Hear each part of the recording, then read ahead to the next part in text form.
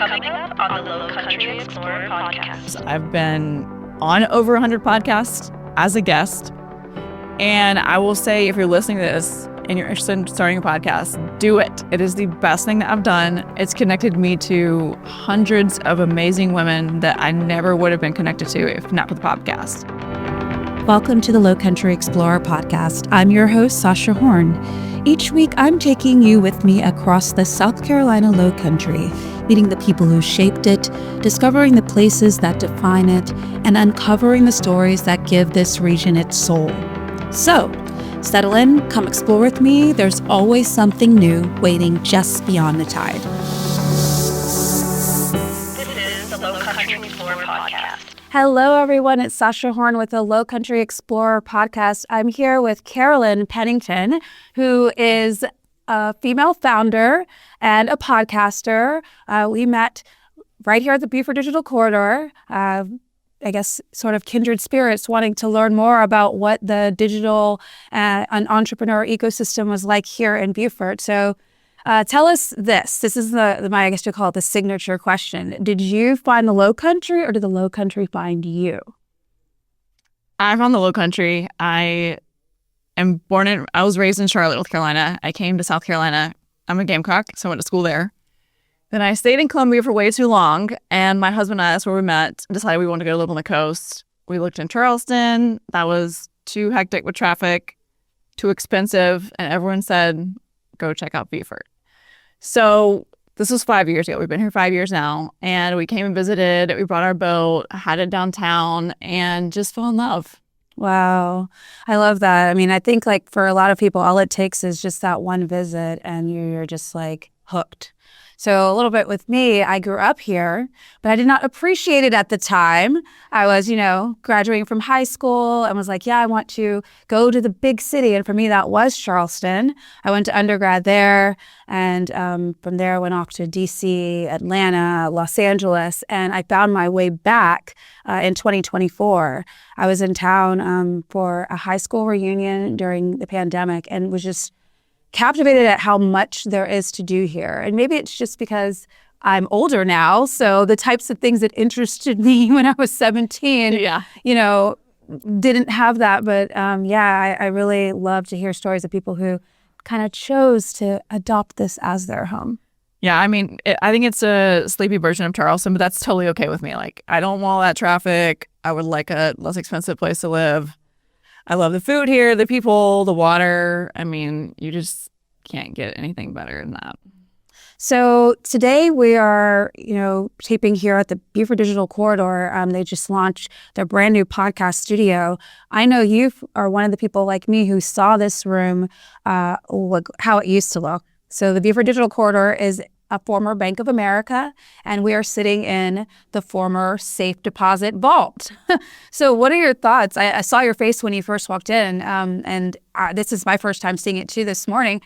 What were your thoughts when you walked in and saw how they have transformed the space? I was shocked because I joined as a member about a year ago because I'm in the digital space.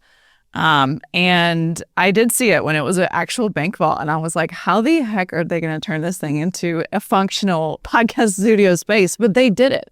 I mean, it looks pristine with the sound walls and the chairs, and it's cozy and it's very interactive. You can have guests here. You could probably do solos here. You could disguise the limit with it. So I'm very impressed with everything the Beaufort Digital Corridor's done here. And so a little bit about your career trajectory. How did you go, from college student, like, some of our listeners are right over there at USCB, to now doing what you do as a podcaster, as a woman in this media and tech space? Tell us about that. All right. So I actually worked in the recruiting space for 15 years. I was a headhunter. And when I started that, I recruited entry-level professionals like receptionists, file clerks, data entry clerks, like you name it. Fast forward 15 years later, and I'm working in the C-suite space. So I'm recruiting CEOs, CFOs, COOs, like the really big high-income earners. And that was actually when I started to start my podcast, is I was used to interviewing people for a living. At that point, I'd interview tens of thousands of people at all types of levels. I was working with Fortune 500 companies, placing their executives, finding executives for them, small businesses, again, executives, private equity, when they would go in and wipe out the C-suite space, executives. So I was comfortable talking to anybody and interviewing anyone. And so when I was still in my corporate career, I decided I was going to figure out how to start a podcast. And this was now have my podcast, which is The Feminine Founder. This is the 3rd year of me doing it. And I've been consistent. I showed up every Tuesday. I've learned a lot of lessons. I've been in mastermind programs. I've been on over 100 podcasts as a guest. And I will say, if you're listening to this and you're interested in starting a podcast, do it. It is the best thing that I've done. It's connected me to hundreds of amazing women that I never would have been connected to if not for the podcast. You're listening to the Lowcountry Explorer podcast. And the scariest and most daunting part of it is the tech piece. Right. And thankfully with AI, it makes it so much easier now. So what used to take me 3 hours to do when I first started this journey, now it takes me under 5 minutes. Wow. So if you're thinking about starting a podcast or curious or on the fence or want to know that it's not that hard, you can figure it out. Just because you haven't done it yet doesn't mean you can't do it. So that's my podcasting journey story. And when I started my podcast journey, I was used to interviewing people for a living, so I knew I had to figure out the tech part, press record. But as my podcast journey has evolved, and right now my podcast is ranking in the top 3% globally. That's incredible. Here in Little Beeford. I do a mixture now of interviews and solos. And what I've learned as a podcast host is people and your audience, they want to hear from you. Right. And so I would encourage you to do a mixture of both if you're thinking about doing a podcast, because people, even if you think like, I don't know what I would say, or I don't know, what I would talk about, I had those same thoughts. Mm-hmm. And those same things cross my mind. It still cross my mind today, even with what I have going on. So you just have to get that in check and press record. I love that. Just press record. So I really would love to hear about 3 years of the podcasting game ranked globally. I want to know about some of the most interesting guests that you had, and also maybe tips for finding interesting guests if someone watching or listening is interested in starting their own podcast, potentially here at the Digital Corridor. Yeah, that's a great question. And I will say, when I started my podcasting journey, I started with my personal ecosystem. So what does that mean? Okay, I was a headhunter at the time. I'd been connected to a lot of executives. I have an online presence both on Instagram and LinkedIn. So I started using my connections that I knew personally to start building my audience. And I went and asked them to be my podcast as a guest because they knew who I was anyways online. Mm-hmm. And they knew that I would be professional with my show and how to represent them and their expertise. And I just started building out strategically. I would ask people who had slightly larger audiences than me. I wouldn't go after the people who had these massive audiences like a Tony Robbins or like a Amy Porterfield or people that have ginormous, because number one, you're probably not going to get to them anyways. And number two, you have to start smaller, and that's completely okay. So I took my ecosystem, my connections I had personally, and I started building that out. And as I did that, I started showing up more consistently online every Tuesday with a podcast and marketing it on LinkedIn and Instagram. And then people started to pitch slap me and come to me. Wow. I get over 100 a week now. Wow. That's incredible. So, and I only have one interview spot. So you have to be particular about who you interview, who you want on your show. And the motto that I've had the whole time is, how am I going to serve my audience? How am I going to teach them something? What would they like to learn? And I do that I talk to them on social media. I do polls on LinkedIn. I do polls on Instagram. I do stories on Instagram saying, okay, what do you guys want to hear about? And they'll talk back to you.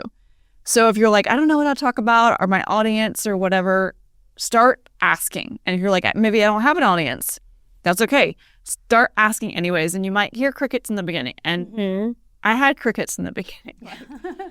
15 people listened to me my very first month of podcasting when I started this journey in 2023. And I'm so grateful for those 15 people, because I probably would have quit if I didn't even have one. And they could have been my family members. I don't know. So those are the OG listeners. Yeah, you just have to keep going. Yeah. I love that. You got to keep going. Yeah. So with this podcast, as you might have heard just from some of like our conversations before, kind of came to fruition just because the brand existed. The gentleman who produces reached out. Well, actually, he didn't reach out to me. I reached out to him, but I just saw a social media post and it's like, you could see yourself hosting a podcast. And I loved the Lowcountry brand. I loved Explorer because prior to, being a mom and, settling down, I was a digital nomad for many years. So I loved travel and exploring. And as I mentioned, yes, I'm from here, but I am no expert on the Lowcountry. I left when I was 16 and a half and hadn't lived here since. So this podcast kind of gives me a way to get reconnected with the community and kind of see how it has evolved, what has stayed the same. And working in journalism, I've just always been naturally curious. So it's kind of like now I have a platform. So I'm not just that girl asking nosy questions. I now have a platform to share all of my inquisitiveness with anyone who's interested in learning about the region. I love that. So what's your favorite thing about Beaufort right now?